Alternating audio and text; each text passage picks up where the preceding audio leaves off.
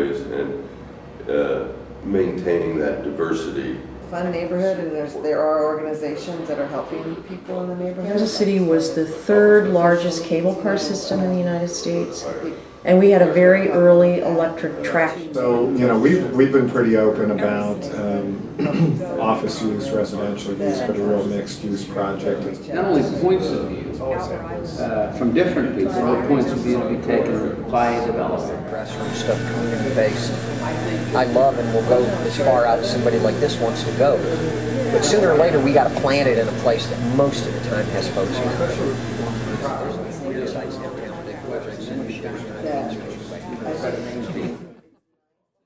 Here, you have to ask yourself, how can we incorporate the existing buildings and architecture? You know, it'd be interesting to see if, from David Ford on up, if you guys find that there really is value in what's there, or What you've got with the screen land and the ice house and those parking structures that are there, you got to keep that stuff, man. You can't. or if it's more or less a character and streetscape orientation of something new, but you know, everybody would just assume, sort of quote, get rid of the things that are there.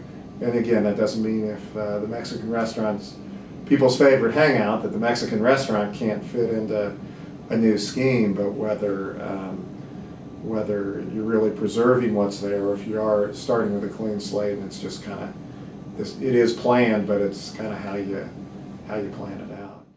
And then so many things started happening during the 50s that really changed the face of the neighborhood.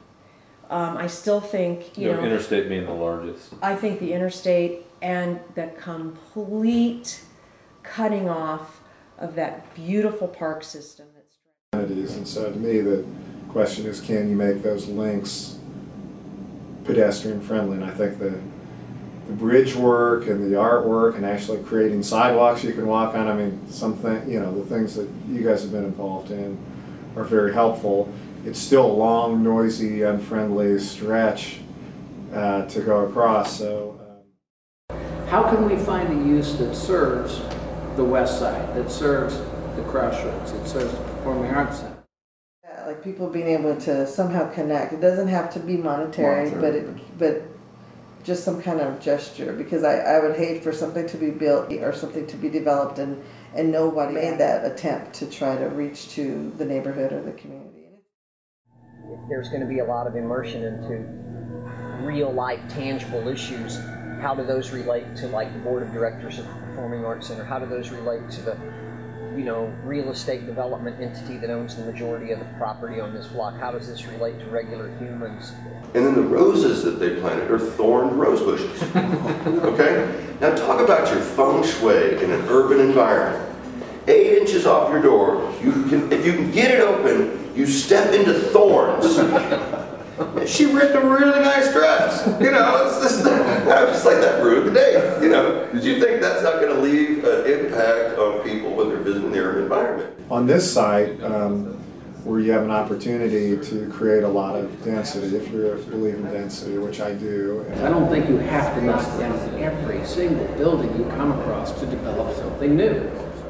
Look, there's the airplane that I drew, and look, there's my name on that little placard that's on the side, and so things like that, like people being. The other thing that I feel is as tragic is the complete erasing of our interurban system and mass transit system. Remember, it's important to convey information to regular people. If you're doing community-based work, you can miss the boat by not knowing how to communicate with regular folks.